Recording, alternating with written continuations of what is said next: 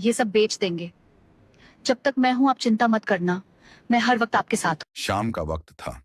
Office से लौटते हुए पति के मन में एक अजीब सा ख्याल आया।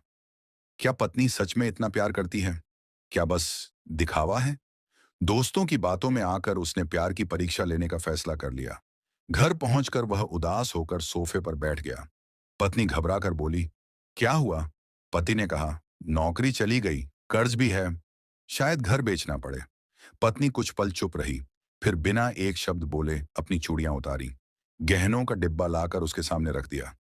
ये सब बेच देंगे, जब तक मैं हूं आप चिंता मत करना, मैं हर वक्त आपके साथ हूं। ये सब बेच देंगे जब तक मैं हूं, आप अकेले नहीं हो। जरूरत पड़ी तो मैं भी काम कर लूंगी, बस तुम हिम्मत मत हारना।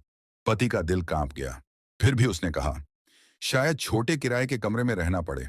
पत्नी हल्का सा मुस्कुराई, घर छोटा हो तो चलता है, बस साथ बड़ा होना चाहिए। अब पति और झूठ नहीं बोल पाया। आंखों में आंसू लेकर बोला, सब ठीक है, मैं बस तुम्हारा प्यार परख रहा था। पत्नी की आंखें भी नम हो गईं। वह धीमे से बोली, प्यार की परीक्षा नहीं लेते, कहीं पास हो जाए तो भी दिल में एक चोट रह जाती है। पति ने सिर झुका लिया। उस दिन उसे समझ आया, रिश्ते सवालों से नहीं भरोसे से चलते हैं, और सच्चा प्यार साबित नहीं किया जाता, बस हर मुश्किल में साथ निभाया जाता है। क्या आप भी अपने पति की हर सुख-दुख में हमेशा साथ देते ये हैं? सब बेच तो देंगे। वीडियो को लाइक और जब तक शेयर। मैं हूं आप चिंता मत करना, मैं हर वक्त आपके साथ हूं। Pooja and Angsha's wedding was a celebration that everyone said was made in heaven, forever.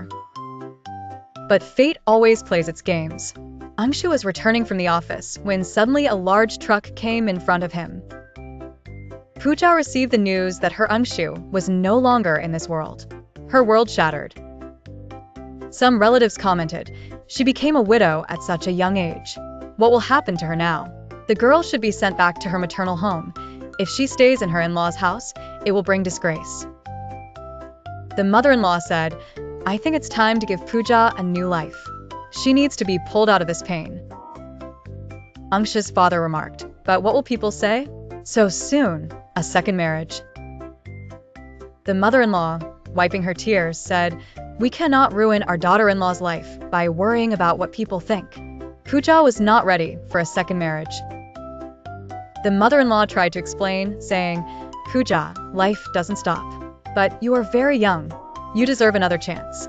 Now you tell me, did Angsha's parents do the right thing by arranging Pooja's second marriage or not? Say Radha Radha.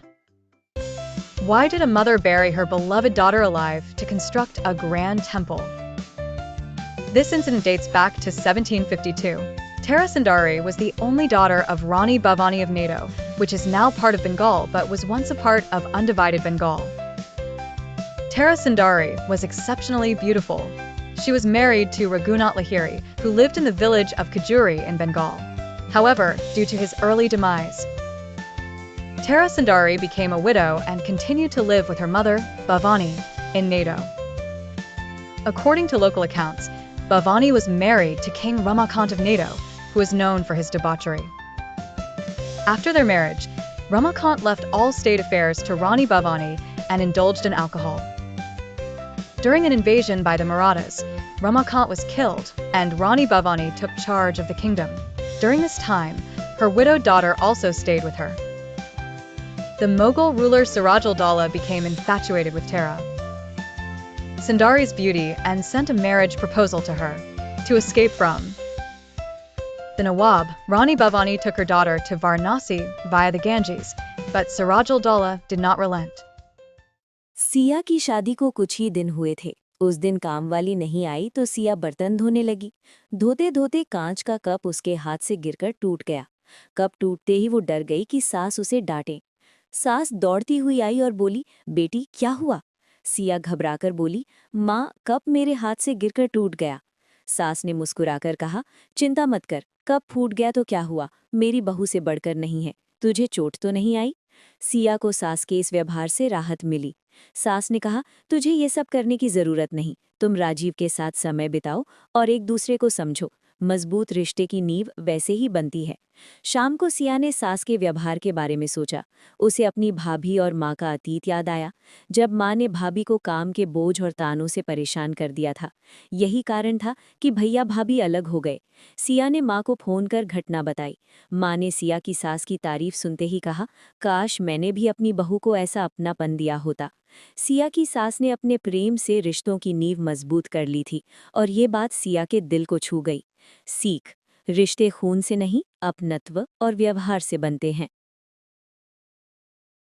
में 3 गर्भवती महिलाएं अपनी बारी का इंतजार कर रही थीं। समय काटने के लिए तीनों आपस में बातें करने लगीं। पहली गर्भवती महिला मुस्कुराते हुए बोली, मेरे पति एक बहुत बड़े बिजनेसमैन हैं। मैं कहीं भी जाऊं, मेरी गाड़ी और ड्राइवर हमेशा मेरे साथ रहते हैं। उन्होंने कभी कोई कमी महसूस नहीं होने दी। दूसरी गर्भवती महिला ने शान से कहा, मेरे पति एक मल्टीनेशनल कंपनी में मैनेजर हैं। मैं जो भी मांगती हूं, वह तुरंत अपना क्रेडिट कार्ड मेरे हाथ में पकड़ा देते हैं। आज तक कभी पैसों की टेंशन नहीं हुई। तीसरी गर्भवती महिला चुपचाप सुनती रही। थोड़ी देर बाद धीरे से बोली, मेरे पति एक साधारण नौकरी करते हैं।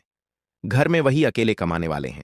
ना गाड़ी है, ना क्रेडिट कार्ड, लेकिन हां, वह मेरे हर दर्द को समझते हैं। तीनों की बारी आई। चेकअप हुआ और फिर वे अस्पताल के बाहर निकल आई। पहली महिला ने इठलाते हुए कहा, देखो, मेरी बड़ी सी गाड़ी आई है, मुझे लेने। दूसरी ने मुस्कुराकर कहा, वो देखो, मेरी भी गाड़ी आ गई ड्राइवर के साथ। दोनों ने तीसरी महिला की ओर देखा और पूछा, तुम्हें कौन लेने आएगा? अभी वह कुछ कहती, तभी सामने से एक पुरानी सी स्कूटी आई। उस पर एक साधारण सा व्यक्ति बैठा था। वह स्कूटी से उतरा और सीधे पत्नी के पास आया। बोतल से पानी निकालकर उसकी ओर बढ़ाया और बोला, अरे, तुम धूप में क्यों खड़ी हो? लो, थोड़ा पानी पी लो। चलो घर चलते हैं। वह प्यार से उसका हाथ थामता है और स्कूटी की पिछली सीट पर बैठने का इशारा करता है। दोनों महिलाएं चुप थीं। कुछ देर तक उन्हें कोई शब्द नहीं सूझा। फिर पहली ने दूसरी से धीरे से कहा, हम हमसे ज्यादा अमीर तो ये हैं। दूसरी ने सहमति में सिर हिलाया। हमारी गाड़ियां और पैसा, स्टेटस, इनकी मोहब्बत के आगे बहुत छोटा लगता है।